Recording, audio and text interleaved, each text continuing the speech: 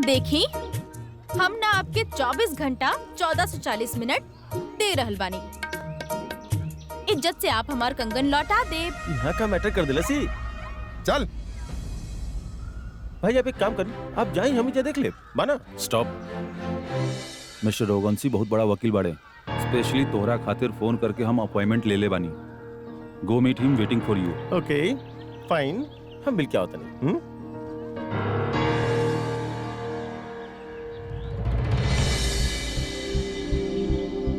हम हार माने वाला में से नहीं खी। हमार बाबूजी के दिहल कंगन तो हम वापस लेके रहेंगे, चाहे जे करे के होके।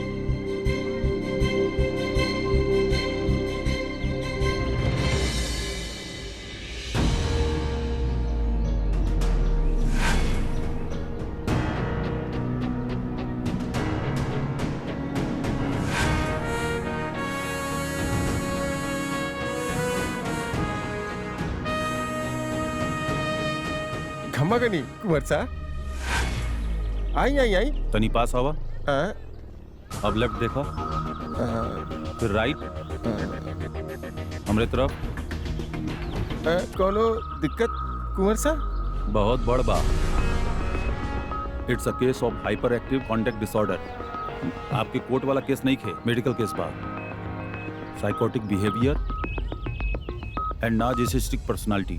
मने हमरा के कोनो बीमारी बा का कुंवर सा? जी हाँ, बीमारी तबाह। हाँ?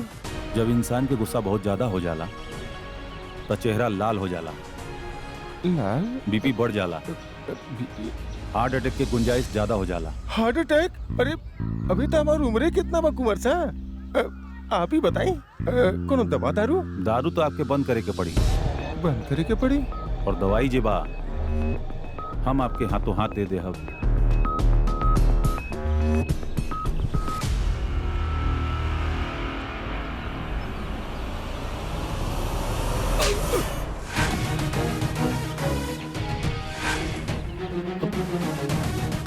कंगन कितना रहल? दो।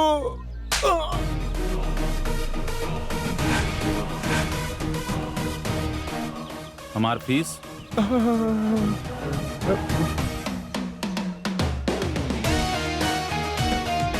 दो कंगन खातिर 2 डोजेज ऑफ कैजुअलिटी मेडिसिन।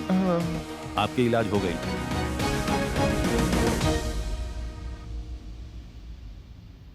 बहन, हमरा के अपना साथ काहे ना ले गेलू वकील बाबू के पास?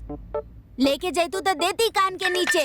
कंटाप पे कंटाप, कंटाप पे कंटाप, कंटाप पे कंटाप। स्टॉप। देखा हम ओकरा 24 घंटा देले बानी। अगर वो कंगन नहीं लौटाएगा तो तारा साथ में ले जाए।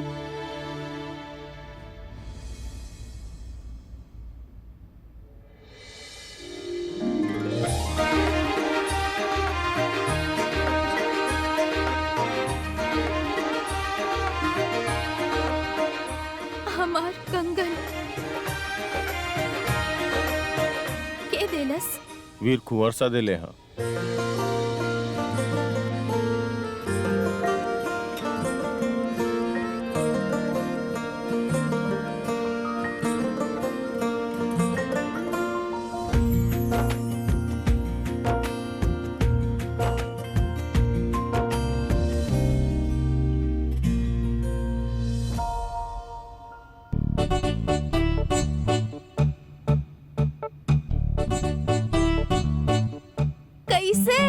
आई गेस कि वो आपके भोपाल से डर गई।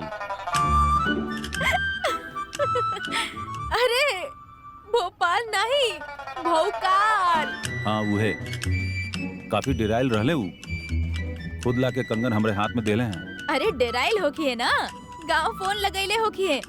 हमार भोकाल से ना बलिया टू भोपाल सब कांपेले। I am sure. यकीन नहीं भेल ना? ना हो गई। नहीं भइल। हम एगो किस्सा सुनावत हई।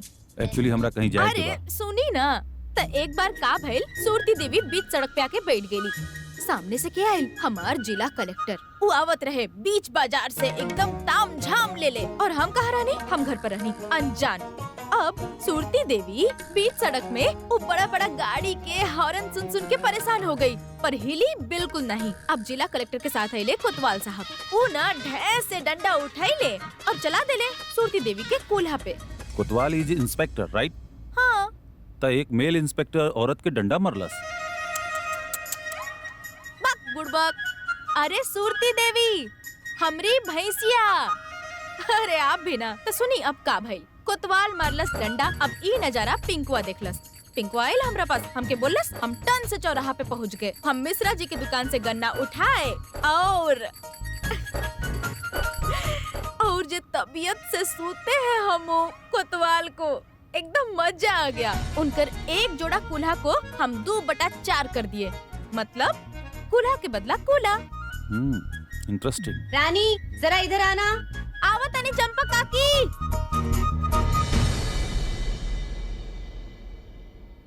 डॉक्टर साहब बुरा मत मानब, लेकिन आप ना बहुत बकती करते हैं। हमके काम बा, हमके जाए दी ही। चल तनी। मतलब देखनी हमार बहन के डॉक्टर साहब, बलिया जिला घर बा, कौन बात के डर बा। हमारे एक नंबर बहन के कंगन वापस आ गए। कंगन वापस मिलल एक बात बा, लेकिन रामू काका के इनोसेंट प्रूव करल कम्प्लीटली अलग बात बा। आपकी बहन कोशिश तो कर रहल बिया, लेकिन इतना आसान ना होगी। अपन बेवकूफी में वो लॉयर के खुद कंगन ले आईली। बेवकूफ बिया ना? ना डॉक्टर साहब, बेवकूफ ना है वो, भोली है। आप धीरे धीरे समझ जाइब। हाँ, अब हम चला तानी।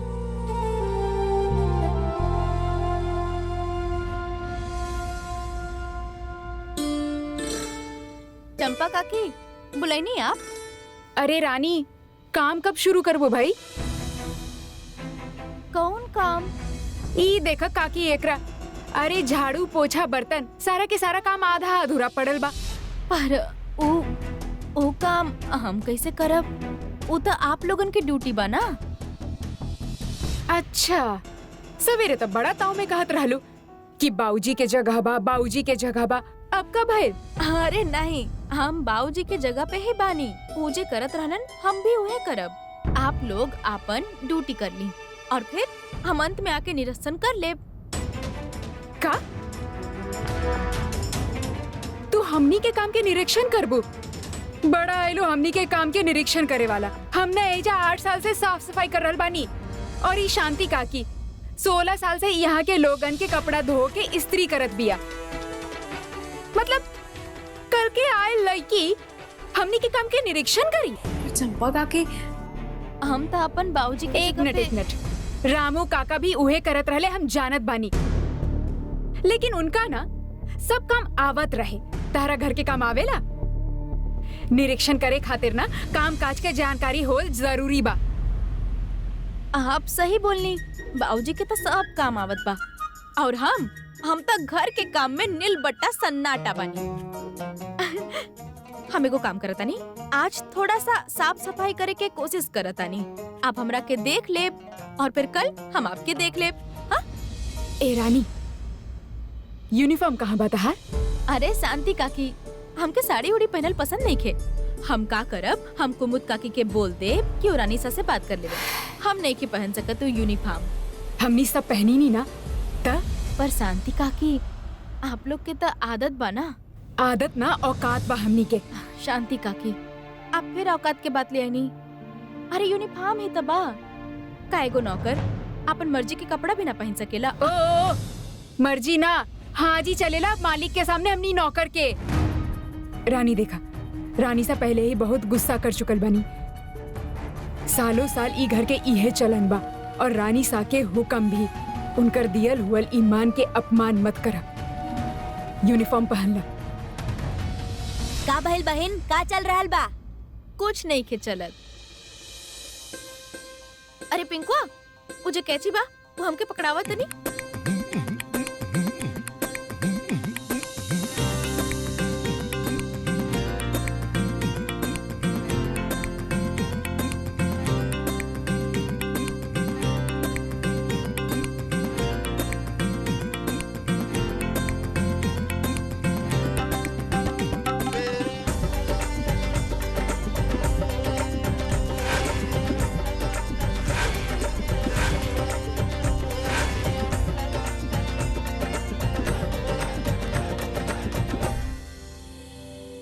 What is the heart rate? Surprise baby.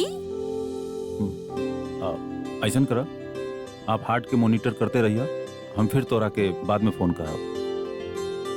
Alright. हाय। लोगन के दिल के इतना ख्याल रखेला और हमार दिल के। का भइल आपके दिल के? ऑल ओके? ओफो डॉक्टर, कब्बो तो मेडिकल के बात छोड़ के रोमांटिक बात भी कर लिहल करा। See what I got for you. जब हम ट्रिप पे गए रहनी फ्रांस अपन बैचलरिक पार्टी पर, वहाँ से ले ले बानी। नाइस ना? या it's a very desirable gift कह रहा। हम दरा खातिर इतना दूर से परफ्यूम ले ले बानी और तू बाड़ा की हमार पास भी ना बैठ रहल बाड़ा। कह रहा कंट्रोल करा, कोनो देख ली हमने के, जस्ट नॉट राइट।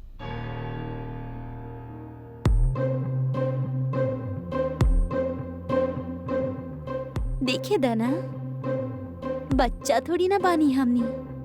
कह रहा एक हफ्ता में शादी बा हमनी के। कह रहा वो एक्चुअली कह रहा कैन यू हियर समवन, यानी कोनो देख रहल बा। तो सीख भी ली है कि रोमांस कैसे एक्सप्रेस कइल जाला। कह रहा एक्चुअली वो हमरा ये सब पसंद नहीं खे। तो तोहरा के का पसंद बा? तुहार रूम में उस स्केलेटन ओकरा तो बड़ा टच करेला और हमरा टच करे में इतना प्रॉब्लम। That's my work. कह रहा I'm soon to be your wife, baby.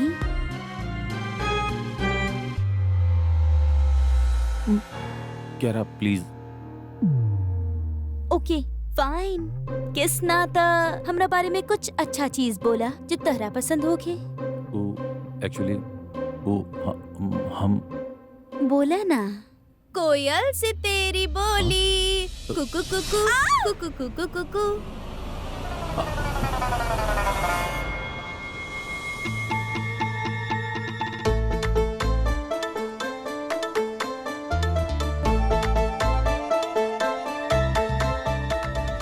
सूरत है तेरी भोली कुकू कुकू कुकू कुकू। आप यहाँ ऊपर का कर रहल बानी? अरे आप कुछ करत ना रही, यही से तो हम करत आनी। जैसे हमारी राजकुमारी चाहती है वैसा बोल रहे हैं। और आप रुक काहे गई? बोली ना।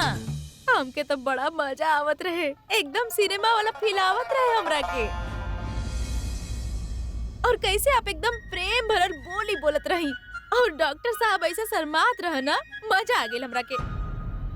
वो अरे ई खा कर रहल बड़ू तू?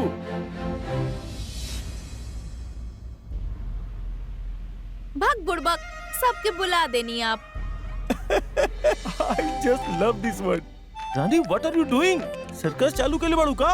अरे ई जे बाना जिला जितना बड़ा झूमर एकरा चमका रहे हैं। रानी साहब बोली ना कि शादी के माहौल है, हमारी राजकुमारी के साथ साथ बहुत सारा मेहमान भी आएंगे, यही से सोचनी एकरा के तनी चमका देत बानी। और ऐसे हम चमकात रहनी और चमकती हुई हमनी के राजकुमारी भी आ गेली। लेकिन वो सब तो ठीक बात, चढ़लू कैसे? अरे ई में कहा, बलिया में हम गर्मी में आम के पेड़ पे चढ़त रहनी और ठंड में अमरूद के पेड़ पे ऐसे 90 डिग्री लंबा पेड़ होखत रहे। 70 किलोमीटर प्रति घंटा के हिसाब से दौड़ते थे और 200 मीटर के छलांग लगा के ऐसे ही पेड़ पे बैठ जात रही। और ऐसे 60 डिग्री के हाथ घुमा के हम बड़ा बड़ा आम और अमरूद तोड़ लेते रही। पर आज हाथ घुमा के हम बल्ब साफ करत बानी। She is crazy. This is going right on my gram. रानी, ऐसे करा? कैसे? ऐसे 2 उंगली से। अरे देख के। गिराएंगे का हमको विक्रम जी? हाँ?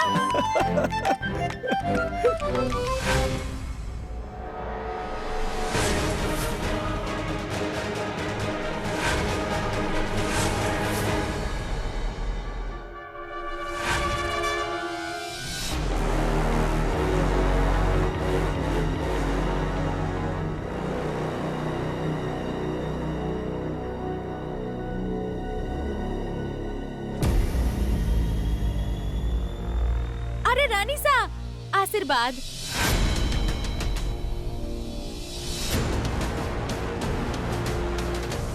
नीचे उतरा। बस 2 मिनट, हमार ना एक कोना बाकी बा बस।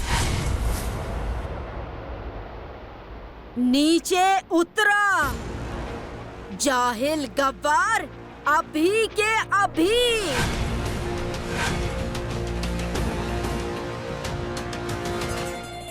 ठीक बा रानी सा, उतरा तनी।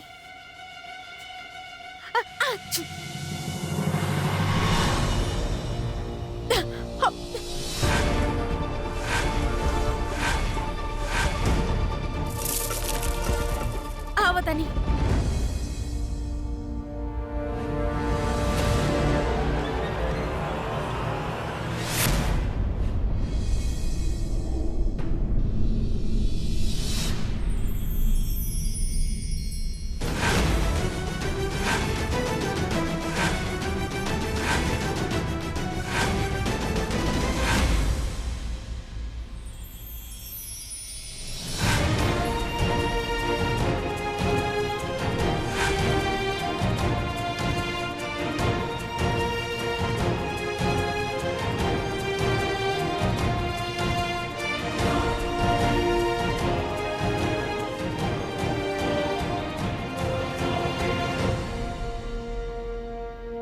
सारी हाँ।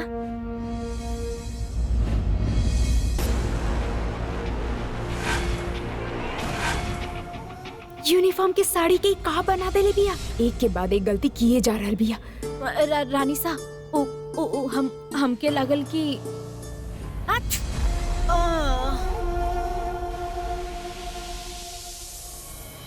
गीला कपड़ा हमार हाथ में रहे, वहाँ बहुत धूल धूल रहे, ऐसे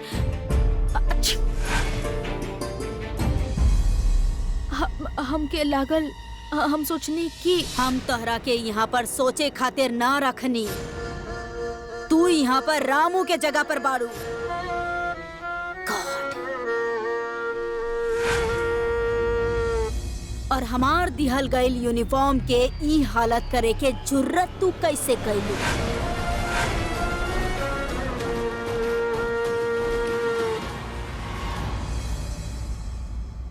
हमके चुभत रहे, यही से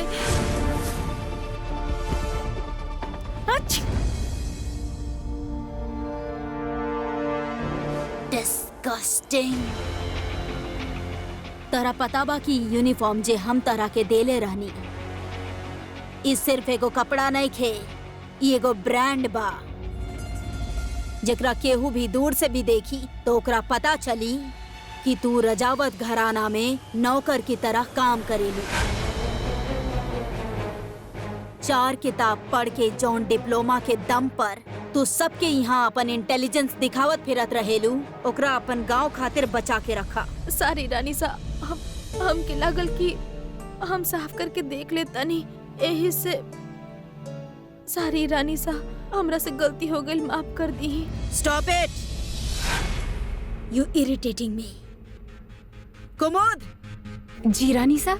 हम कहले रहनी ना कि एकरा अपन काम ढंग से समझा दा, तो ई यहाँ पर साफ सफाई काहे करत रहे? शांति काकी, कहीं बात हाथ से ना निकल जाए, अगर ये रानी सा से कह देलस ता। चंपा, साफ सफाई के काम त तोहार बाना, त ई ऊपर काहे चढ़ ली?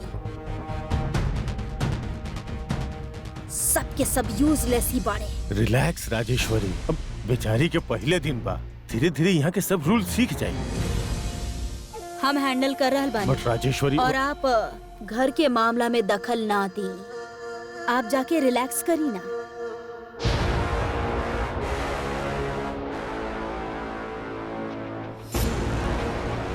पहला दिन होके चाहे आखिरी दिन, रूल सब सर्वेंट्स खातिर एक बराबर बा। ई घर हमार बा, यहाँ पर हमार बनाएल रूल्स चलेला और हमार ऑर्डर्स पर सब सर्वेंट्स काम करेले। यहाँ पर सर्वेंट्स काम करे खातिर मरेले because of high standards and लेवल।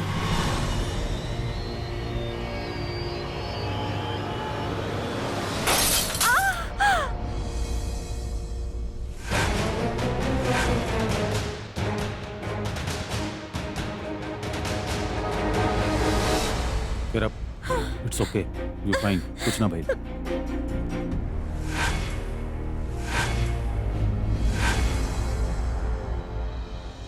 चंपा जा जल्दी साफ करा।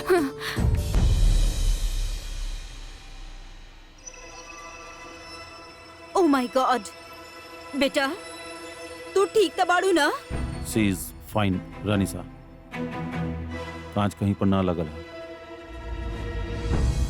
राजकुमारी जी आप ठीक तो बानी ना?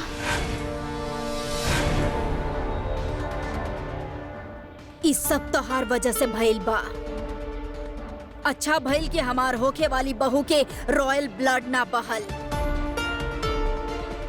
तू छोट गांव के बाड़ू, ऐसे तरह के ना पता कि तोहार मेहनत के पसीना हमनी के रॉयल ब्लड के बराबरी कबो ना कर सकेला। लास्ट चांस दे रहल बानी हम तहरा के।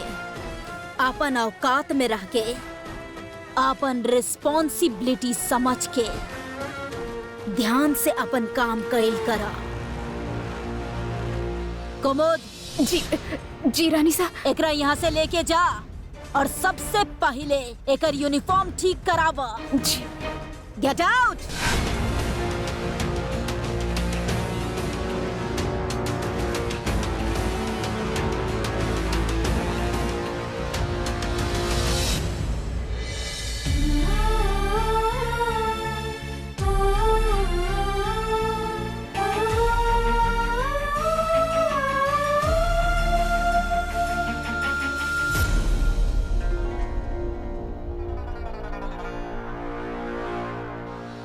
राजेश्वरी, आप जरा पोलाइटली बात किया करें। प्लीज राजमाता, आप शुरू मत हो जाएं। और वैसे भी हमार पोलाइटनेस उनकर जाहिलपन से तब बहुत अच्छा बा। हमरा के थोड़ा सा सख्त रहे के ही पड़ी।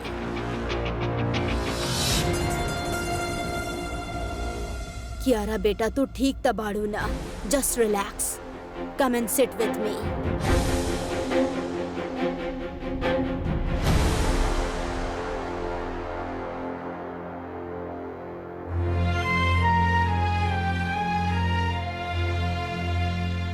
वीर,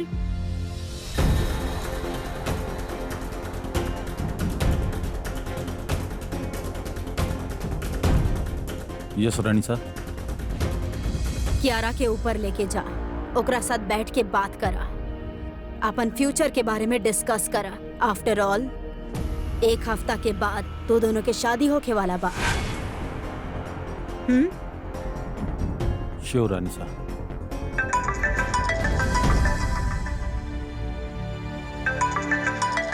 थैंक यू। हेलो,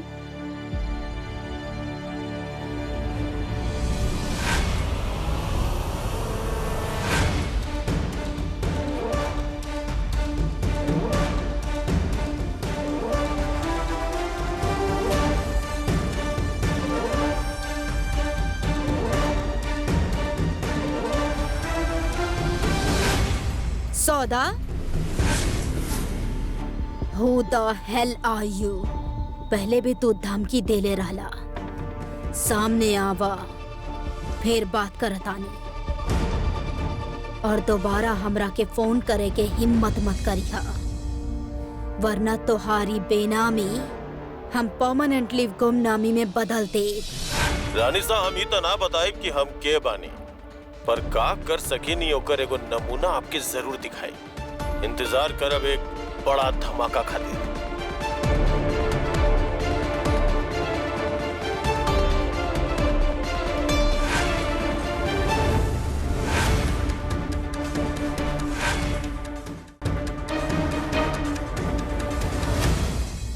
ऑल ओके रानिसा, आप तनी स्ट्रेस लगा तनी। तू यहाँ का कर रहल बड़ा? कियारा कहाँ बाड़ी? शी इज इनसाइड, हम ओकर चेकअप कर लेने बानी। आप काफी स्ट्रेस लगत बानी। इनफैक्ट रामू काका के इंसिडेंट के बाद थोड़ा सा ओ कम ऑन वीर, रामू काका एगो नौकर रहे, वो क्राइम कैलस और वो जेल चल गई। ओकर टेंशन लेके हम बैठ गई नी त चला लेनी हम राजघराना। और प्लीज ये ऑब्जर्वेशन अपन पेशेंट खातिर रहे दी एंड लीव मी अलोन। रानी साहब आई जस्ट वीर, तू यहाँ बड़ा क्यारा तोहार ओइजा वेट कर रहल बिया। चले जा।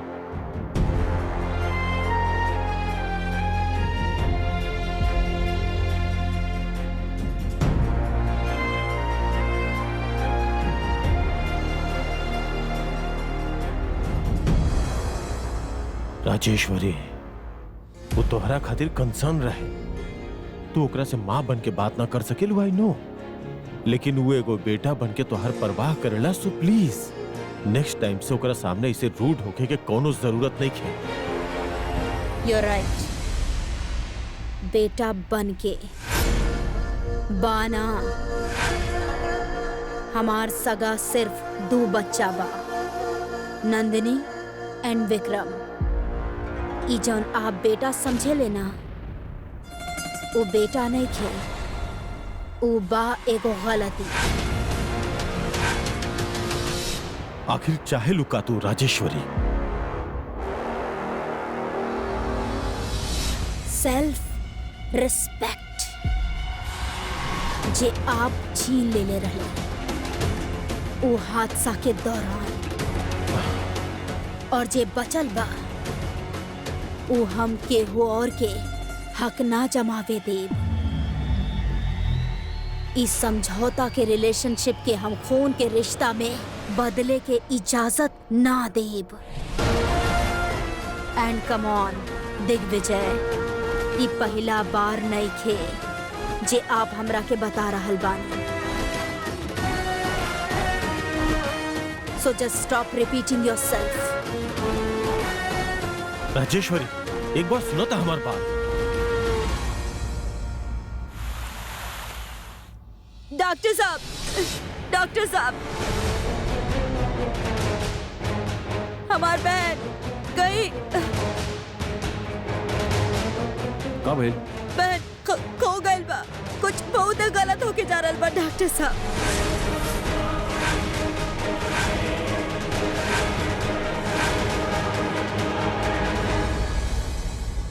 What is all this nonsense?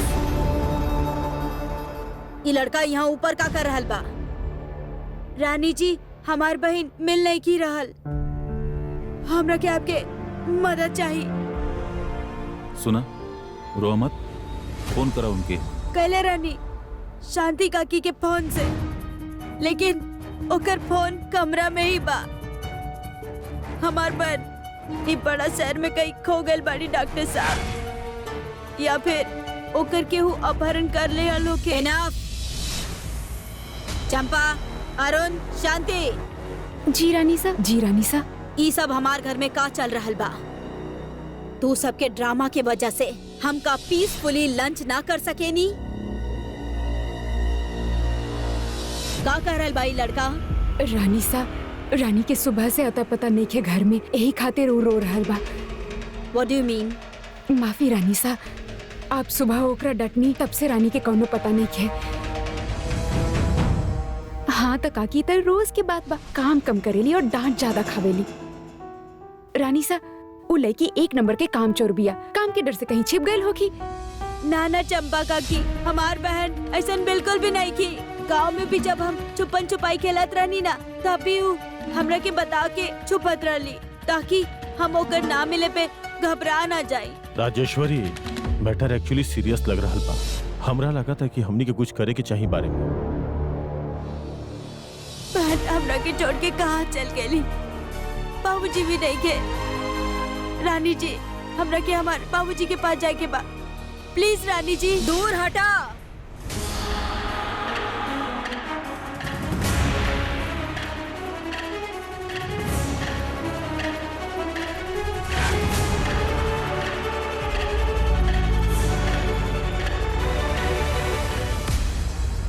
शांति। जी रानी सा। अपन बेटा से बात करा और एकरा पुलिस स्टेशन लेके जा, ताकि लड़का कंप्लेंट लिखा सके और अपन बाबूजी से मिल सके। जी। रानी साहब, हम उनके साथ जाता नहीं, शायद कोनो जरूरत पड़ जाए।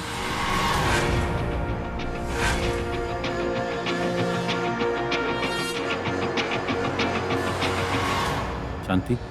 जी कुंवर साहब। हम ड्राइवर को बोल देता नहीं, वो आपके ले जाएगी। जी। चल पिंकू।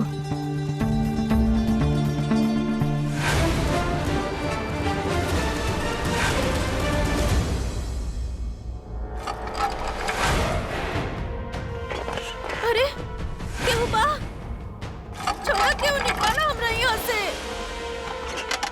बाबूजी, पिंकू। बाबूजी, हम ना बहन के ढूंढनी कैसे पर बहका बहका बात कर रहल बड़ा पिंकू? सच बोल रही बाबूजी। हम बहन के हर जगह ढूंढनी, बाकी बहन के कोनो अता पता नहीं के। अरे तो ध्यान रखे के चाहत रहला तोरा, ओकरा अकेला काहे छोड़ देला? यही खातिर आइल रहला का बलिया से बहन के साथ? अरे भाई बड़ा तू ओकर। सारी बाबूजी, पर हमरा के ना पता ई सब कैसे भइल। कहाँ होई बिटिया हमारी अनजान शहर में, पता न कौन हाल में होई। हमरा से बहुत बड़ा गलती हो गई। हमरा के बहन के साथ जाए के चाहत रहे बाबूजी, तो आज ये ना होकर हम एकदम बेकार बानी, कुछ काम के नहीं किया। अरे बच्चा बच्चा, गलती तोहार नहीं थे, माफ कर दा बेटा, माफ कर दा, हम डांट देनी तोरा के। कहले रानी हम ओकरा तोहरे साथ बलिया वापस चल जाए। आपके यहाँ छोड़ के हम बलिया लौट जाए। आप हमरा के डिप्लोमा करेनी, इंजीनियर के बनाई, रामाधीर किराना स्टोर पे के बैठी। अपन बाबूजी के वापस ले जाए के जिद में आज खुद अपन जिंदगी कहाँ होगी हमार बिटिया, कौने हाल में होगी। आपकी बेटी मिल जाए रामू काका। हमारा नेटवर्क बहुत स्ट्रॉन्ग बा और इन्फॉर्मेशन फॉरवर्ड करते ले बनी हम। आप प्लीज चिंतित मत होखी। कैसे चिंतित ना होई? अरे हम यहाँ जेल के सलाखा के पीछे बानी, लाचार मजबूर, और वहाँ हमार बिटिया। बेटा हम तो चाह के भी अपन बिटिया के मदद नहीं खींच कर पावत। छोट से गांव से आइल भी हूँ, बड़ा शहर बा बेटा, यहाँ बड़ लोग सबके बात बड़ा होखेला। हमार प्यारी बिटिया छोट से गांव में रह के बस बस बड़ बड़ सपना देख ले बा बेटा, बस पर ना जाने आजू कहाँ कौने बात में फंस गई। बहन, तू हमेशा हमरा अपना साथ चिपकाए रखिया।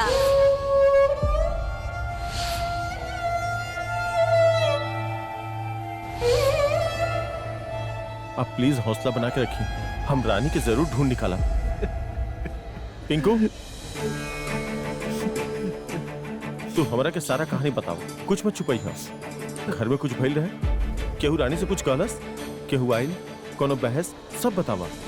रानी जी डटली, ओकर बाद बहन। कहा डटली रानी सा का कैले रही भाई? अरे बताओ, चुप काहे बाड़ा, बतावा। इस सब तो हर वजह से भइल बा। गेट आउट, एकरा यहाँ से लेके जा। ओ रामू, घर के काम की वजह से न रानी सा।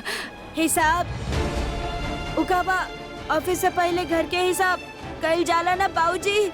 तब बहन देखते ही गड़बड़ी बता देली। ओकर बाद रानी जी बहन के छोड़ के बाकी सारा जितना भी कर्मचारी बाना सबके डांट लगैली। गांव के छोरी शहर के लोगन के बीच में उथल पुथल मचाई तो बात कहाँ रह जाई? सर जी, हमरा के तो लगा था वो लोग में से केहू एकर बहन के साथे बदला ले ले होकी। हरी, हरी ई के बा? ओ बाबूजी, आपके जगह वो नया मैनेजर आयल रहे और वो आते ही रानी जी के कीमती घड़ी चुराइल और इल्जाम बहन पे लगा देलस।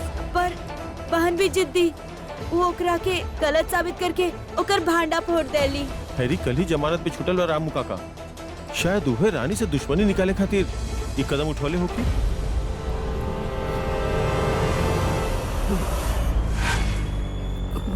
बाबूजी, रामू काका, रामू, रामू काका, रामू, रामू काका, रामू, रामू काका उठी, रामू काका, खोला। रामू काका, रामू, रामू काका। बाबूजी, कहा कि हमर बाबूजी के का भइल? बाबूजी, रामू रामू आँखों। विजय रामू को कहा हो गल देखे ना। माँ तू पिंकू के लेके घरे जा, हम एजा सब संभाल ले, तू एकर ध्यान रखा। लेकिन रामू माँ तू घरे जा, समझा बात के।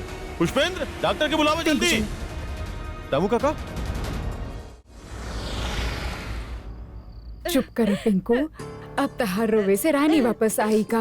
हिम्मत रख, विजय भैया बनी ना, वो बहुत जल्दी रानी के ढूंढ निकलिए। हाँ, और देखिए हाँ तहार बाबूजी भी जल्दी ठीक हो जाइए। जल्दी ठीक हो जाइए मतलब का भइल रामू काका के? कुंवर साहब वो रानी साफ साफ बतावा का भइल रहल पुलिस स्टेशन में? वो रानी के लापता होके के खबर मिले से रामू के चक्कर आयल और वो बेहोश हो गई। व्हाट? डॉक्टर साहब कुछ करी ना, हमारे बाबूजी की ठीक करी डॉक्टर साहब। घबराओ मत, सब ठीक हो जाए, हम देखा तनी। शांति काकी इनके लेके जा, इनकर ख्याल रखिए, हम देखा तनी। जी जा पिंकू चलो।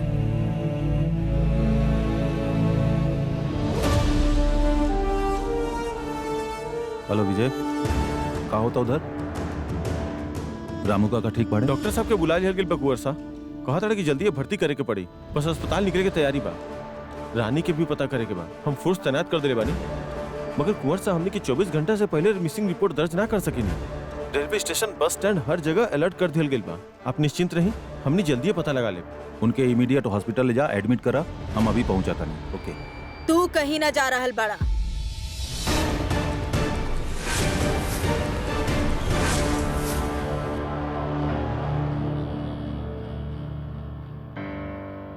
रानी साहू, रामू काका रामू, ओकर नाम रामू बा। तू ओकरा रामू काका बुलावेला, दैट्स फाइन, लेकिन वो तो हर रिश्तेदार नहीं खे। इतना अटैच काहे हो रहल बड़ा ओकरा से? इतना बड़ा एक्सीडेंट करके वहाँ बैठल बा, नेचुरली स्ट्रेस होई। और तू ऐसन बात कर रहल बड़ा जैसे वो तोहार आपन होखे। रानी साहब, हम सोचलें कि उनकरा खातिर हमारा होई के चाहिए वहाँ। तू सोचेला बहुत ज्यादा, दैट्स द प्रॉब्लम, और वो भी गलत चीजन के बारे में। पूरा जयपुर में तू अकेला डॉक्टर नहीं खा वीर। वो गवर्नमेंट हॉस्पिटल में जा सकेला, वो तोहार ही हॉस्पिटल में काहे भर्ती होके? हर साल बहुत डोनेशन जाला वहाँ पर, we can handle it. Due all to respect Rani Sahab, and I feel कि हमनी के भी रिस्पांसिबिलिटी बनता। यस, रिस्पांसिबिलिटी बनेला, लेकिन तोहार ना, पुलिस के, और वो अपन काम कर रहल बाड़ी। So let them do their job. तू अपन रिस्पांसिबिलिटी पर ध्यान द।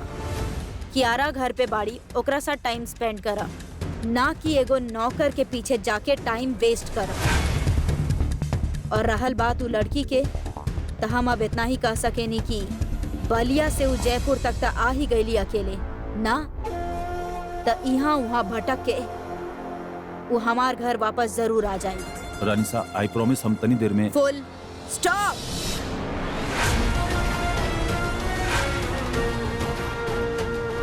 ई डिस्कशन नहीं खे, ई एगो ऑर्डर बा, और आज तक केहू गर्दन हिलैले नहीं खे, सिर्फ झुकैले बा।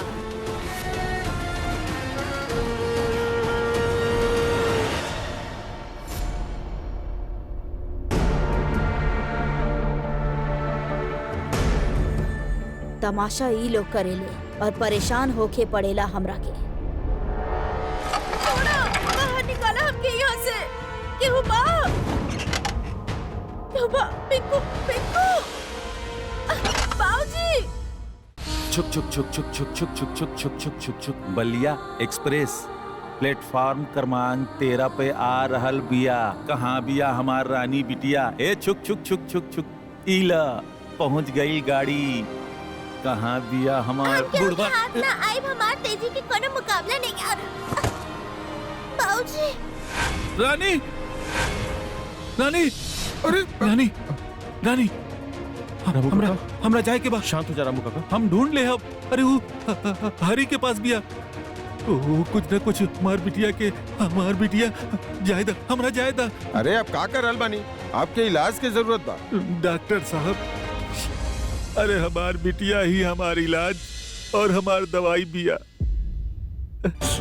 छोड़ब ना हम ओकरा के, छोड़ब ना हम हरी के। रामू काका आप बैठ जाइए। छोड़ दो, छोड़ आप दो। कहीं नहीं जा सकता रामू काका, भूली मत आप अभी भी कानून के हिरासत में बानी और आपकी तबीयत भी खराब है रामू काका, और रानी के ढूंढल कानून के काम बा। अरे विजय बेटा, एक मजबूर बाप अपन बच्चा के भलाई खातिर कानून भी खुद बनावेला और फैसला भी खुद करेला बेटा। हमरा जायदा, हम ठीक बानी। शांत रामू काका, शांत रहिए आप। कैसे शांत रही बेटा, कैसे? वो हमार बेटिया के वो हरी ले गई। लेकिन रामू काका बिना कोनो सबूत के हैरी पे इल्जाम। अरे बेटा, एगो जवान बेटी के बाप बानी हम, और एगो बाप के मन जे कहेला ना वो सही होखेला। हमरा पता बा कि उहे बाई सबके पीछे, ना केहू से दुश्मनी, ना जान पहचान। वो हमार बेटी के चोरी के इल्जाम में फंसावत रहल, तो हर कानून ओकरा के गिरफ्तार ना कर सकेला ना, कोनो बात नहीं के। लेकिन हम ऐसे हाथ पर हाथ धरे ना बैठ सकेनी। यहाँ कोनो गुंडा राज चल रहा बका, जब बिना सबूत के केहू के भी धर ली। तोहरा पास कोनो सबूत बा कि तोहर बेटी के हैरी लेके गइल बा, या केहू के साथे भाग गइल बिया? अफेयर चल रहा के केहू के साथ। इस शहर बा, एजा आके अच्छा के दिमाग खराब हो जाला। हमार बिटिया, हमार अभिमान बिया, गुरूर बिया। वो हमार जवान संभाल के बात करी, वरना का बे रामू, औकात मत भूलापन। हम बात कर रहल बानी ना, तू चुप रहा। पीछे बेटा, तू तो हमरा बरसों से जानत बड़ा ना, हमार बिटिया ऐसा नहीं के बिया बेटा। हम जानत बानी कि ऊ हरी ही बाई सबके पीछे कुछ गलत भइल बा ओकरे साथ। अरे बेटा, यहाँ वक्त बर्बाद करे से ज्यादा जरूरी बा ओकरा के ढूंढल। देखी रामू काका, दिमाग ठंडा रख के सोची, हर चीज के एगो प्रोसीजर होला। चाहे कुछ हो जाए। अरे अरे हट जा रामू काका, हट जा, मार दे मेकरा के। आपका दिमाग ठिकाने नहीं रामू काका। गन नीचे करी। ना, आज ही बंदूक नीचे ना होई बेटा। हम अपन बिटिया के गन नीचे छुड़ा करी के रामू रहब, काका। हम अपन बिटिया के ला के रहब। गन नीचे इधर आओ, करी। पीछे जाओ। रामू काका गन नीचे करी। हमरा माफ कर दिया बेटा, माफ कर दिया बेटा।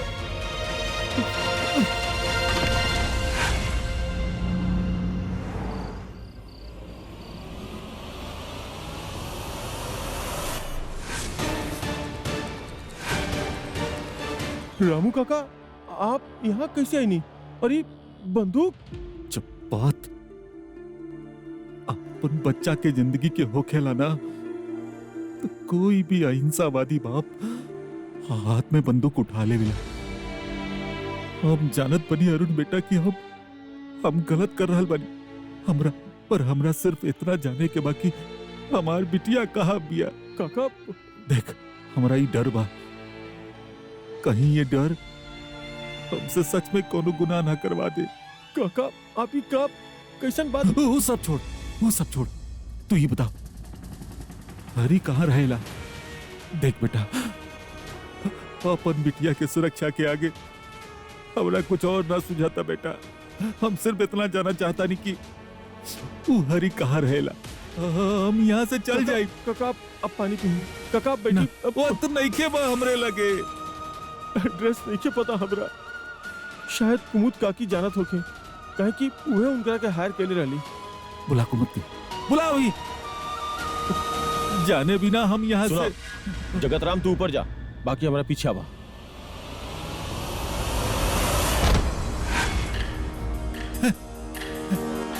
रामू काका, रामू काका रुक जाई, आप गलत कर रहल बन रामू काका। कोनो पास ना आई, कोनो गलत पास बा। ना आई। कुमुद के बुलावा। विजय बेटा, ओकरा पता बा हरी कहाँ रहेला, पता बा ओकरा।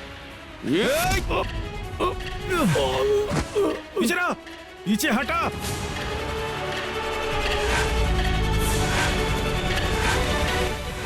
What nonsense is going in my house? रानी साहब पीछे हटी, रामू काका जेल से भाग के जाइल बाड़े।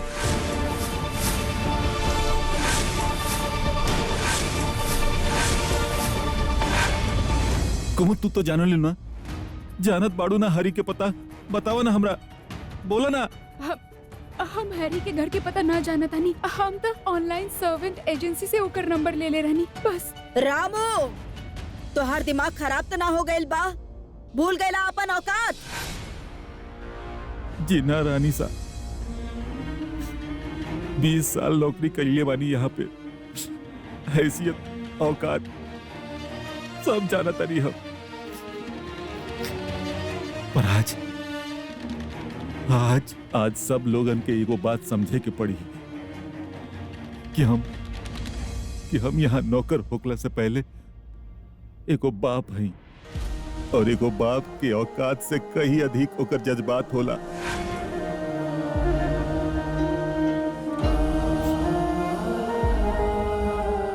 मजबूर और लाचार हो गए लनी शायद, यही खातिर जौना हाथ से घर के संभालत रहनी वही हाथ में हमरा हथियार उठावे के पड़ल। बकवास बंद करा। पुट द गन डाउन। हमरा माफ कर दी रानी साहब, पर आज आपके हुक्म हम माता रानी के आदेश की तरह ना मान सकेनी। रामो, जे तू कर रहल बड़ा उ बहुत गलत बा। ऑलरेडी एगो केस तो हर सर पे बा। आप सूली पर चढ़ा दी हमरा के, पर हमार सास रुके से पहले हमरा अपन बिटिया के बचावे के बा। रामू काका, ये का करता नहीं आप? प्लीज गन नीचे करी रामू काका। बोले रानी हम ओकरा के जी जान लगा के समझैले रानी कि चल जो वापस, अपन बाबूजी के वापस ले जाए खातिर आयल रहल वो। हमरा आराम के जिंदगी देवे खातिर वो खुद के सपना के गाड़ी के रोक लगा देलस। रानी सा अगर ओकरा कुछ हो गई तो हम ऊपर जाके ओकर अम्मा के का मुंह दिखाई। और हमनी का मुंह दिखाई जब लोगन के पता चली कि हमनी के 20 साल पुराना नौकर हमनी के घर में पिस्तौल लेके एगो पागल कुत्ता के जैसन घुस गई।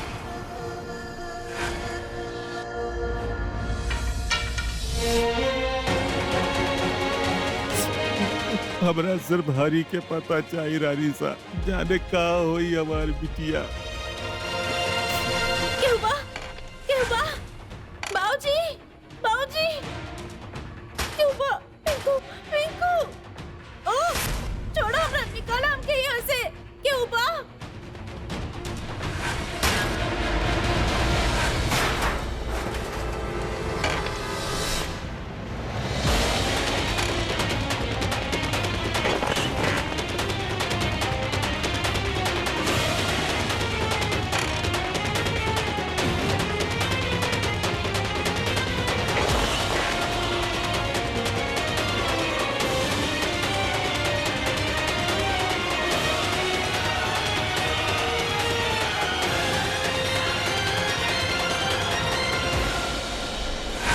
गन छोड़। पीछे रहना तो बंदूक चल जाई। रामू काका, काकी, हटा।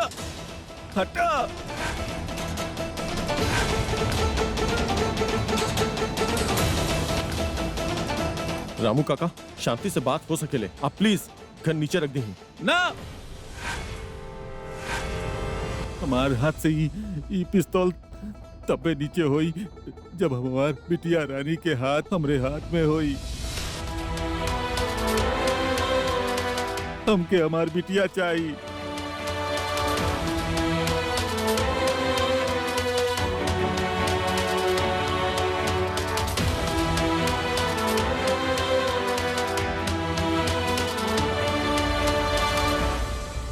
बाबूजी,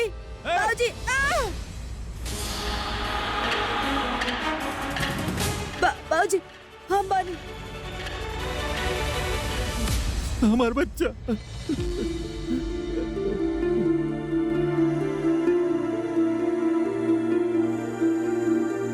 बाबूजी, आप ही सब काय कर रहल बानी बाबूजी? हमरा के बहुत डर लग रहल बा बाबूजी, बहुत डर लग रहल बा।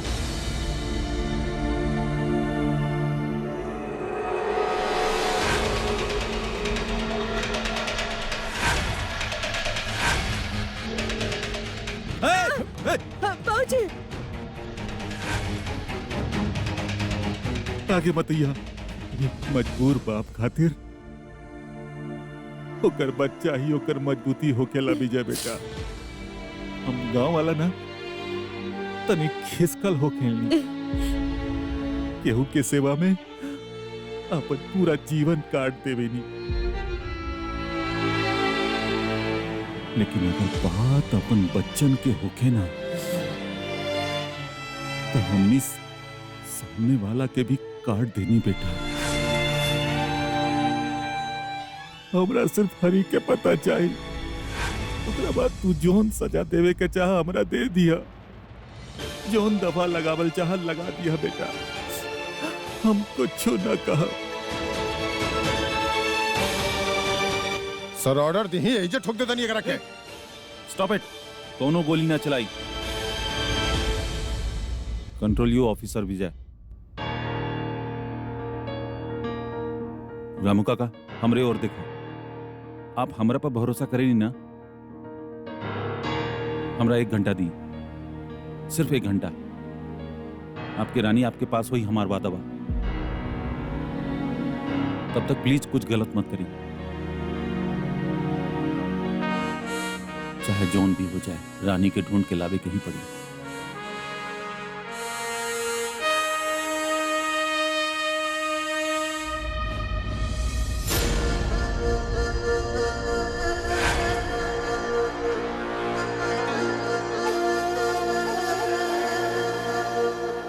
Hello, trust me, there is nothing good about this morning commissioner. का यही तरह आप जयपुर के रॉयल और एलिट्स फैमिली के रक्षा करे ले। एक आदमी गन लेके हमनी के घर में घुस गए और आपके आदमी सिर्फ होकर चेहरा देखे ले। Get this sorted out right now, वरना आपके पता बा हमार पहुंच कहाँ तक बा। और हाँ, पुलिस वेलफेयर फंड्स में हमनी के शेयर आवल बाकी बा। Got it?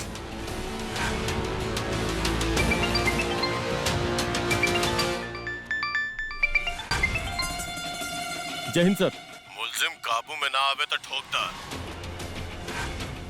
रजावत के एक बूंद भी खून बहल ना तो पूरे डिपार्टमेंट में बाढ़ आ जाए और सबसे पहले डूबा तू। ऑर्डर फॉलो होके के चाहिए। ओके सर।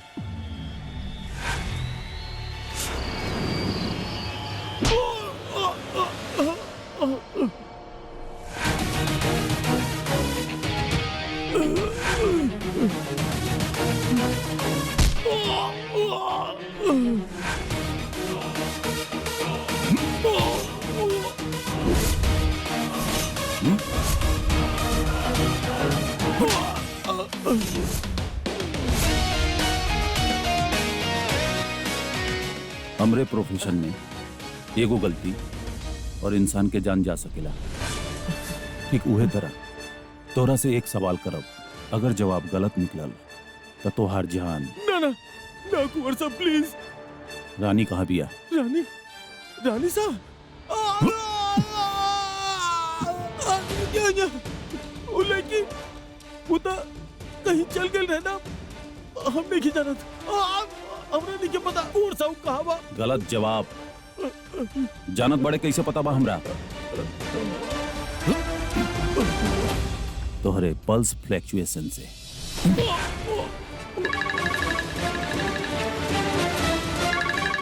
विजय, हाँ विजय। मामला गंभीर बा कुंवर साहब। अगर जल्दी रामू का खुद के सरेंडर ना करी तो ऊपर से गोली मारे के ऑर्डर बा। आपके पास टाइम बहुत कम बा। ओके, हम कुछ करत नहीं।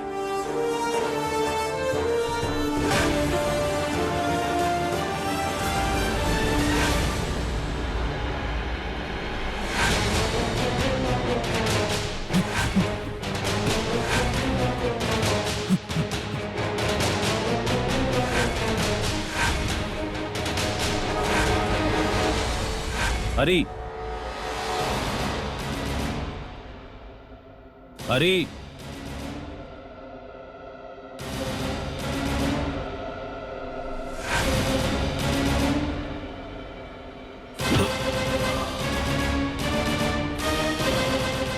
बिना कोनो लीड या प्रूफ के कहां ढूंढी रानी के?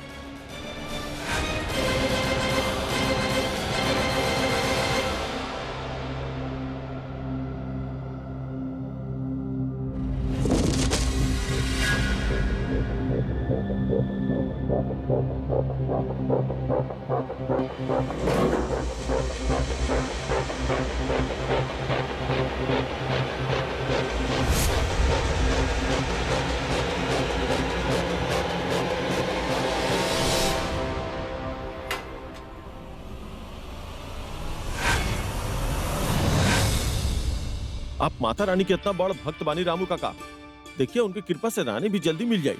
ना विजय बेटा, आज माता रानी की दुआएं तब तक हमरा के असर ना करी जब तक हमार बिटिया हमरा के मिल न जाए। अगर आप ये गन नीचे न करी तो मजबूरन हम क्या आपके। ना ना भैया, बाबूजी बंदूक नीचे कर दी, बहन के खातिर बंदूक नीचे कर दी बाबूजी। टिंकू की बात मान ली रामू काका, हम ही सब मिलके ढूंढल जाए रानी के। अरे आप बचपन से विश्वास और दृढ़ता के पाठ पढ़ोले बानी, संयम रखे के सीख देले बानी, और आज आप खुद ही ना होता छूट रहल बा आज हमार संयम बेटा। हम ही जानत बानी कौनो ना ढूंढी हमार रानी बिटिया के, वही सरकारी फाइल के नीचे दब के रह जाई, भूल जाई सब ओकरा के। तोरा ऑर्डर मिलल बा ना ऊपर तोहर साहब लोगन से हम पर गोली चलावे खातिर, तकरा अपन ड्यूटी, हम ना रोकब तोरा के। विजय बेटा, आज हमार दिल भी हमरा के ऑर्डर देले बा, हम भी ना रुकब, तू अपन ड्यूटी कर, हम एगो बाप के संघर्ष करब। अरे बचपन से दूर रहल हमरा से, यही आस में कि एक दिन ओकर बाबूजी लौट आई है, वो आस हम खत्म ना होके दे। हमरा हरी के पता दे दा विजय बेटा, सही टाइम आवे पर हम अपना आप के सरेंडर कर दे। पागल हो गई बा, एकरा कुछ समझ में नहीं। सर आप ऑर्डर दी हम एकरा ठोक देता नहीं।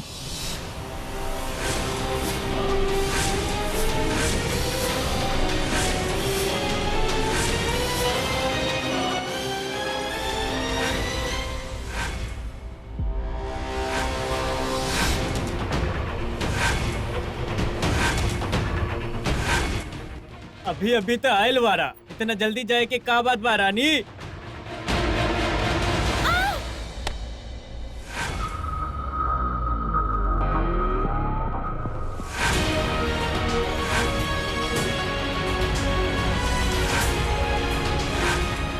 जल्दी तो बा, काहे कि वक्त नहीं है हमारे पास, लेकिन इतना वक्त जरूर बा कि तू तीनों के सबक तक सिखा सकते।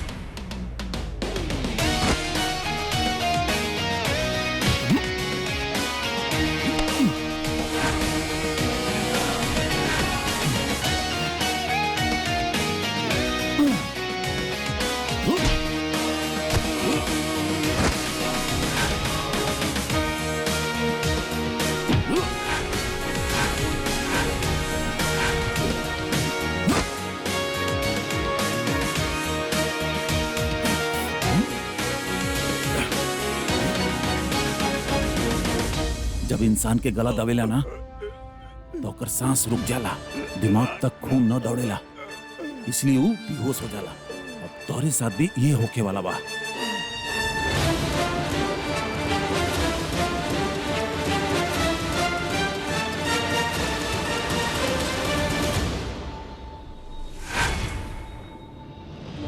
तू ठीक बाड़ू? चलो, हमारे पास वक्त नहीं है। रामू काका आखिरी मौका बा आपके पास, अगर आप सरेंडर ना करनी तो एक्शन लेवे के अलावा और कोनो चारा नहीं कि हमरा पास। हमके अपन संघर्ष और कर्तव्य निभावे दा, कर तू अपन ड्यूटी। बाबूजी बंदूक छोड़ दी ना बाबूजी। ओके, डन विद इट ऑलरेडी विजय। कब तक हमने ये घर में कैद रहब? हर एक एक्शन के रिएक्शन होखेला, और रामू के बात के एहसास बा। जस्ट फॉलो योर ऑर्डर्स विजय। 3 गिने तक के समय बार आपके पास रामू काका, अगर आप सरेंडर ना करनी तो हमेशा हमेशा खातिर अपन बिटिया से दूर हो जाए बाप।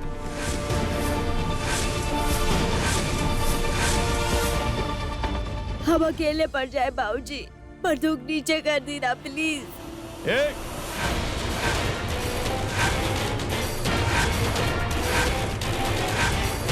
2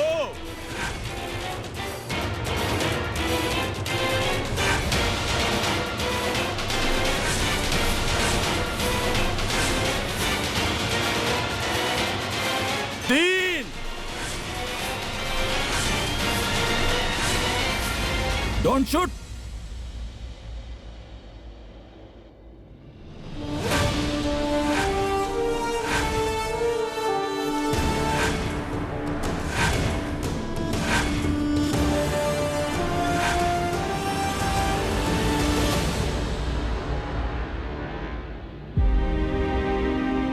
रानी बिटिया, बाबूजी,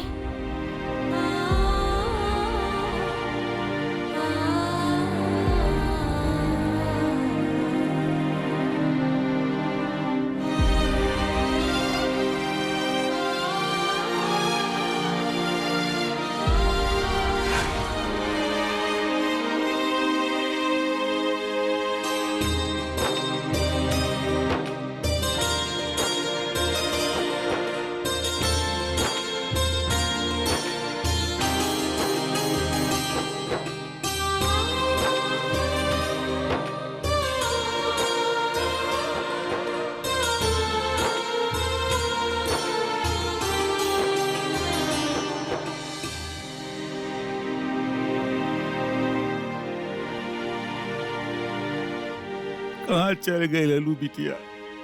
कहाँ? तोरा कुछ भइल त ना?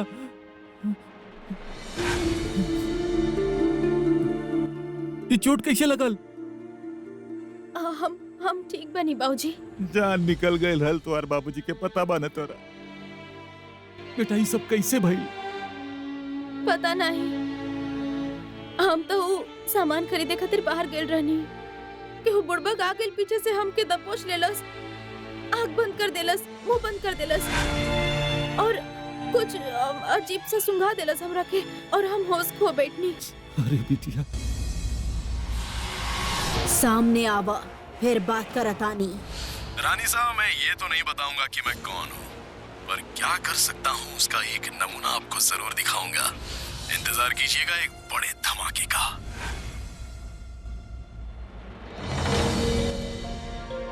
समझ नहीं के हमरे पास कुंवर साहब, हमरा इस समझ में नहीं के आवत कि ऐसन का कही जैसे आपके पास हमार मन के भाव पहुंच पाए। कुंवर साहब, बहुत बड़ा उपकार कैले बानी आप हमारा पर। हमार रानी बिटिया के रूप में आप हमार सांस लौटा दिले बानी कुंवर साहब। बहुत बहुत धन्यवाद आपके कुंवर साहब। हम जिंदगी भर आपके उपकार। ना रामू काका, हाथ मत जोड़ी, आप तुम्हारा अपना बानी।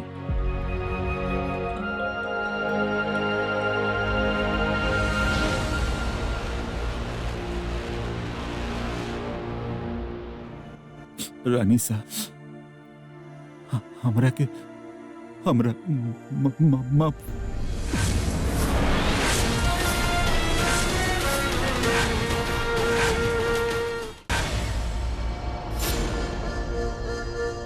रामू, ई सब तू काहे खातिर कैला वो हम अच्छा से समझ सकेनी, लेकिन तोहरा इतना आसानी से माफी मिले, हमार घराना के इज्जत इतना सस्ता नहीं खे।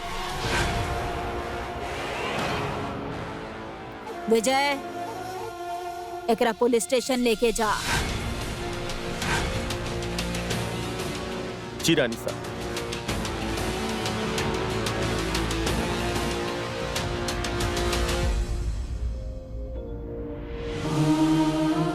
चलता नहीं बिटिया, और आप ध्यान रखल कर बिटिया, और हम फिर कहता नहीं बलिया लौट जाओ। चलता नहीं।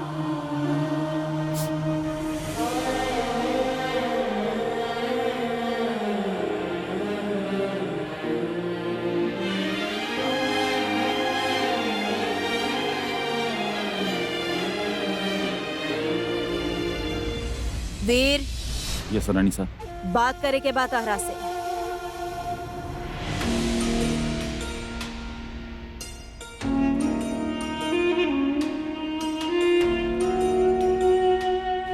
अपन ध्यान रखल कर बिटिया, और हम फिर कहता नहीं बलिया लौट जाओ। हे माता रानी, हमके शक्ति दी ताकि हम बाबूजी के जल्द से जल्द रिहा करवा सकें और उनकर काम संभाले के साथ साथ अपन पढ़ाई भी जारी रख सकें। जब पुलिस अपन काम करत रहली त तहरा के खुद जाके ये सब करे के का जरूरत रहे? हम कैसे ना करती रानी साहब। रामू काका बहुत परेशान रहले, कौनो भी गलत कदम उठा सकत रहले। रानी साहब वो घर खातिर 20 साल दे देले, 20 साल सबके ध्यान रख ले। ओ कम ऑन वीर, 20 साल ध्यान देले बा हमनी के परिवार के, एकर मतलब ई बा कि अब वो हमनी के सर पे चढ़ के तांडव करी। बट रानी साहब,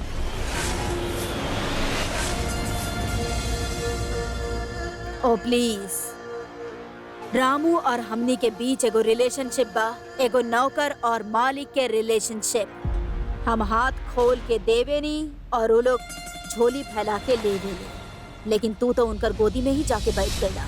हम बस सिचुएशंस के कंट्रोल करे के कोशिश करत रहनी ना, रानी साहब। तू बस हीरो बने के कोशिश करत रहला। आज जे हमनी के रजावत परिवार में भइल, वो एगो स्ट्रीट फाइटर क्लब के जैसन रहे। लेकिन रानी साहब, रामू काका कोनो क्रिमिनल नहीं खे, वो बस अपन बेटी खातिर परेशान रहले। परेशान तो हम भी बानी, त का करी? बंदूक लेके सड़क पे उतर जाई? ना ना, यह तो फर्क हो खेला एगो एजुकेटेड, सेंसिबल, लॉजिकल इंसान में और एगो अनएजुकेटेड, अग्रेसिव, इलॉजिकल इंसान में। और उहे रामू बा, आज वो बंदूक उठैले रहे, कल वो बंदूक चला भी सकेला। जितना तू ये लो लेवल क्लास के करीब जाइबा, उतना ही तुम अपना आप के कमजोर पाइबा। And then it's finish. जोन भइल वो गलत भइल रानी साहब, लेकिन ये हमारा दिल जानता कि रामू काका केहू के हर्ट ना कर सकेने।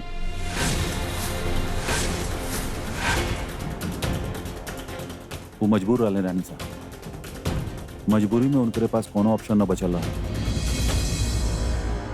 Just forget it. तू हमार बेटा कबो ना बन पाइबा, काहे कि तुम्हारी मेंटालिटी, सोच, ई एटीट्यूड, यही के वजह से हम कबो भी तरह से प्यार ना कर पाई, काहे कि तू हमरा से अलग पड़ा। और ये घर में हमरा से जे अलग बा, वो गलत बा। ऐसे तू हमार प्यार कबो ना जीत पाइबा, और एकर वजह सिर्फ तू और सिर्फ तू बड़ा।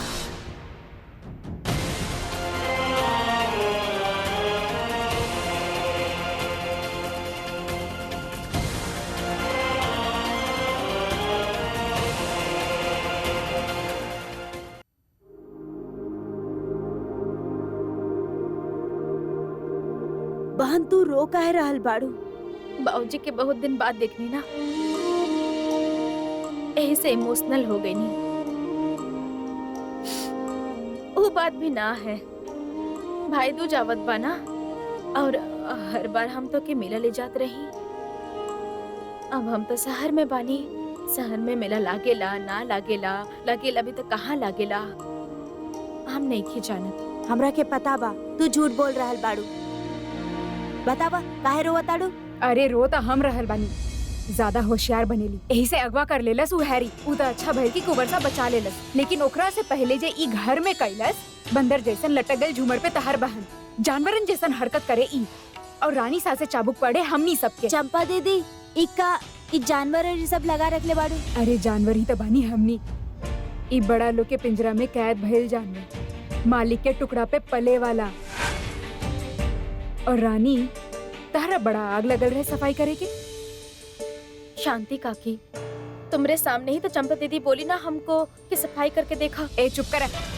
रानी सा कैसे शेरनी के तरह दहरलस, काहे कि तू अपन यूनिफॉर्म के घाघरा चोली बना के पूरा घर में फैशन शो करत रहलू। शांति काकी, चंपा दीदी हम आपके बोले रही ना कि हमके वो चुभत रहे, ऐसे हम काट देनी। एक बात सुन ले रानी, अब तहार नया यूनिफॉर्म बन के आई ना, ओकरा तहरा हमेशा पहन के रखे के होखी, कौनो गलती ना होके के चाहिए। चुप करा सब, हटा एजा से।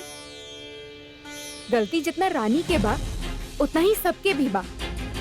देख बेटा रानी, तू एजा कुछ ना बदल सकेलू, लेकिन जब तक एजा बाड़ू ना, तहरा रानी सा के बनावल नियम पे ही चले के पड़ी। हमनी सबके तरह यूनिफॉर्म भी पहने के पड़ी, और रामू काका की तरह इस सब के काम के निरीक्षण भी तहरा ही करे के पड़ी, तभी तो तू अपन पिता की जगह ले पाईबू। हाँ, और हाँ, अपना चेहरा पे मुस्कान रखल करो, खिलखिलात हुए अच्छा लगत बड़ो।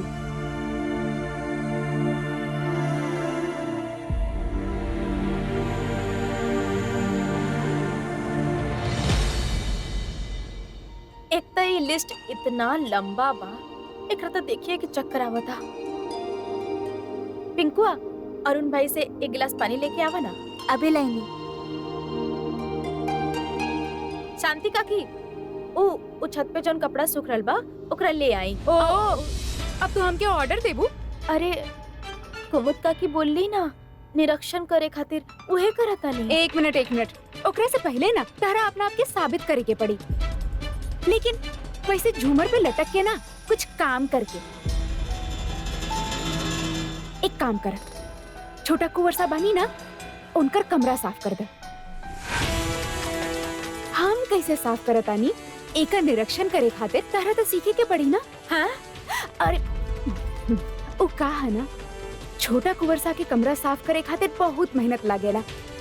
अगर तू वो कर देलू ना, मतलब तू पूरा घर संभाल लेबू, रामू काका के तरह। ठीक बा, समझ गई नहीं।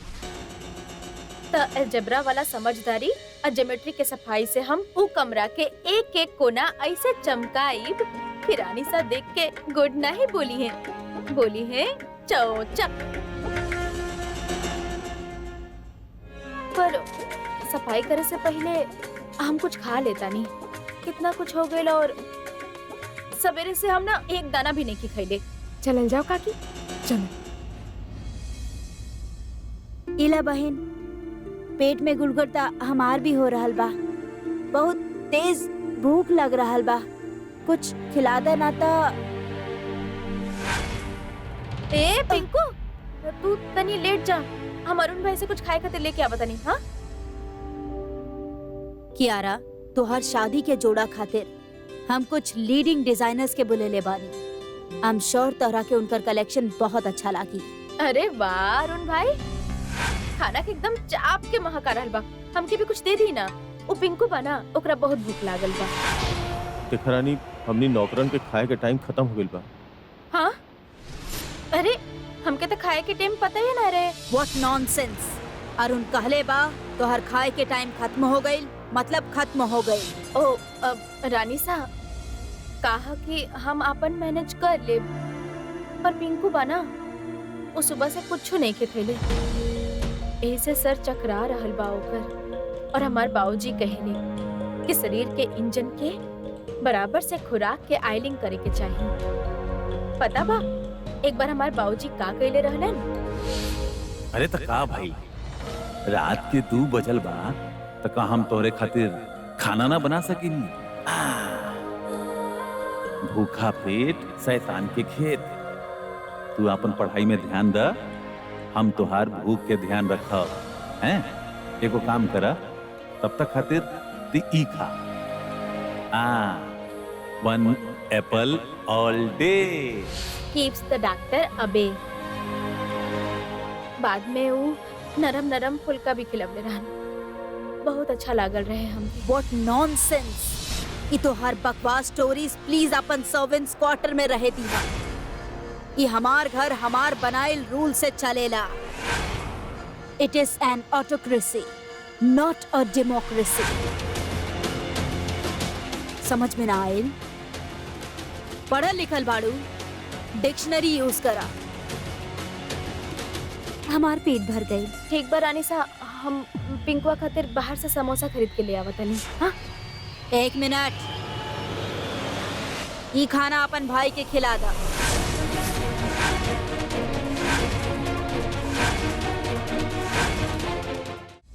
वेलकम रानी सा, बट हम देख ले,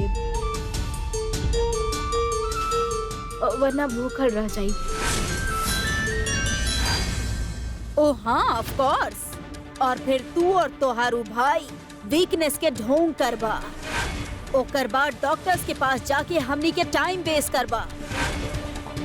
रामू के रहते में हमनी के घर में एक भी दाना का वो वेस्ट ना भइल बा, और रामू के जाए के बाद भी एक भी दाना वेस्ट ना होगी। ये प्लेट उठावा, सर्वेंट्स क्वार्टर में लेके जा and eat it.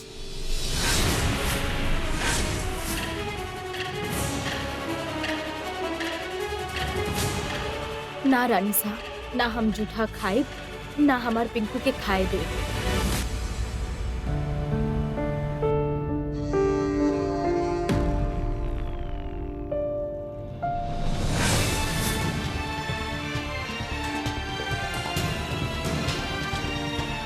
पिंकू, ई मत खा। अरे बहन, खाए दाना, बहुत ज्यादा भूख लगल बा।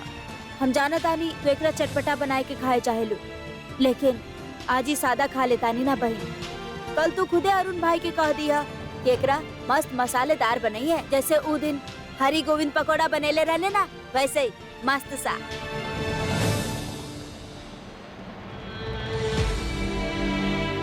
सारी बहन, तोहार इंतजार कइल भूल गई नी। तू हो सुबह से कुछ खैले ना होकबू। ई खा। ना ना, तू खाला पिंकुआ, तो के चक्कर आवत रहे ना, हमके भूख नाही बा। हाँ ना बहन, जैसे बाबूजी खिलावत रहले। 1 एप्पल आ दे। कीप्स द डॉक्टर अबे। बहन तू रोकाए रहल बाड़ू। अरे कुछ ना, तू खाला, हमके ना बहुत काम बा, हम आवत हनी।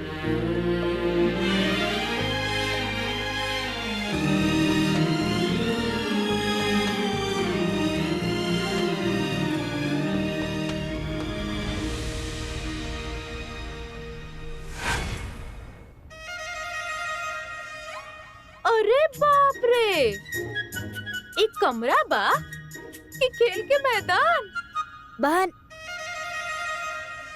अरे ए पिंकुआ, हाँ ये देखो, कमरा के क्षेत्रफल मतलब हाइट इंटू लेंथ करने जाएंगे ना तो भोर के शाम हो जाई। और हाँ, हमने के गांव में जन कमरा होखेला ऐसे घुल मिल के बात करे नी तो कैसे भीड़ जमा हो जाला। अरे यहाँ तो हम कबड्डी खेल सकेनी। अरे इतना अच्छा सफेद में ई का लगल बा दाग।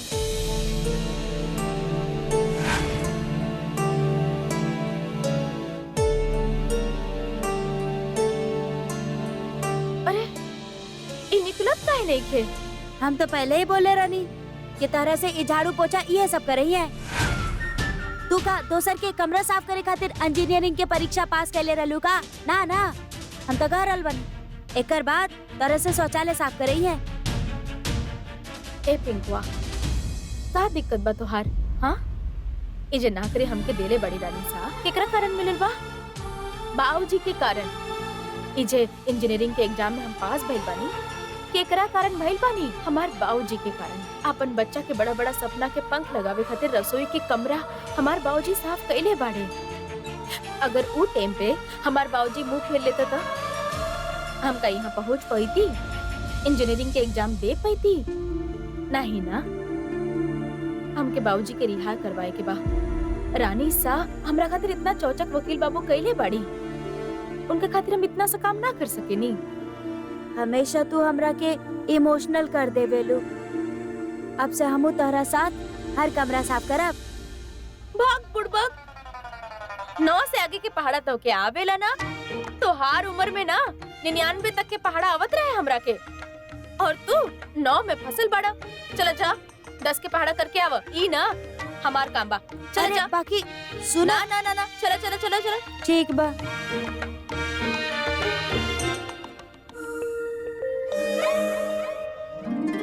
जौन तरह बाबूजी पे लगल हर दाग के हम मिटावे के ठनले बनी, उहे तरह ई कमरा में जितना भी दाग बा हम उस सब के मिटा के रहब। और साफ कैसे करी? चंपा दीदी से पूछा तानी। हाँ। All right Veer, time to leave. And baby please, हम जौन परफ्यूम देनी ओकरा अपन हॉट हॉट बॉडी पे यूज जरूर करी हा।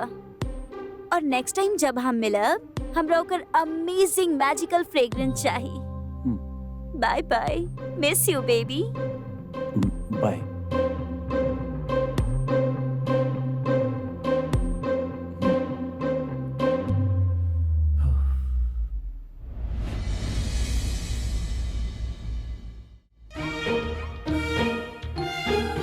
इतना बड़ा घर है, हम तो कन्फ्यूजिया जाते हैं कि कहवा जाएं।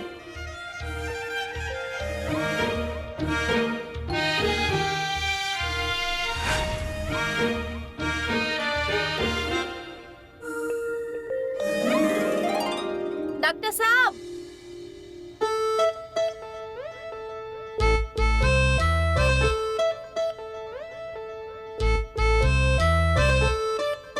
अरे बाप रे, ढूंढनी तो के कहाँ कहाँ और तू मिल रही यहाँ। चल अच्छा है, अब अच्छे से साफ करब।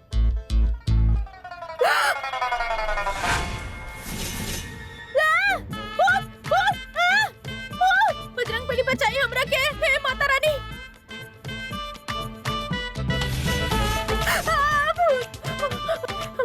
नमो नमो दुर्गे सुखानी, नमो नमो अम्बे दुखानी। जय बजरंग बली, तोड़ दुश्मन की नली। जय बजरंग बली, तोड़ दुश्मन की नली। बजरंग बली बचाई हमरा के। What are you doing here? अरे अंग्रेजी बात में एक तरह से बचाई ना पहले। What nonsense? Who is skeleton बा? कंकाल, हमनी डॉक्टर के पास बोला ह्यूमन बॉडी के स्टडी करे खातिर।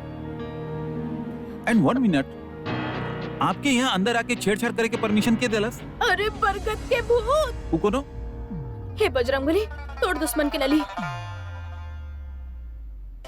बचाई हमरा के। एक्चुअली वो बरगद के भूत नहीं थे, कि वो और बा। के? कि वो बहुत ही जालिम और बहुत ही खतरनाक, खूंखार खूनी के कंकाल। कौन? चूस लेवेला, आपन शिकार के अपना तरह बना देवेला, कंकाल। और पता बा एकर पिछला शिकार के रहल? ना। आप हाँ? के जैसा नहीं है वो लड़की रहल, जोन बिना परमिशन के कमरा में घुसाई रहल। बुलाई? ना ना, गलती हो गई हमरा से। सारी अबे कंकाल, बुलाई? सारी गलती हो गई हमरा से। हम कभी ना आएंगे, हम कभी ना आएंगे।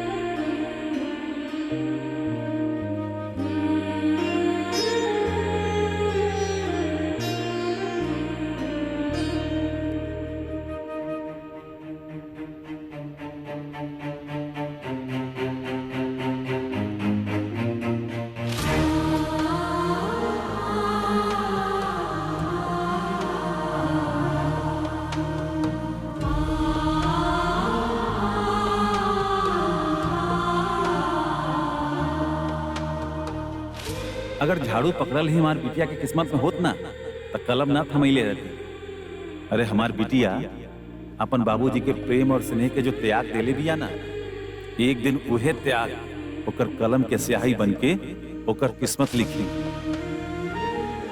हम तोरे हाथ में कलम और किताब यही खातिर पकड़े ले रही कि झाड़ू और पोछा के जगह ना बचे। समझ गई तू?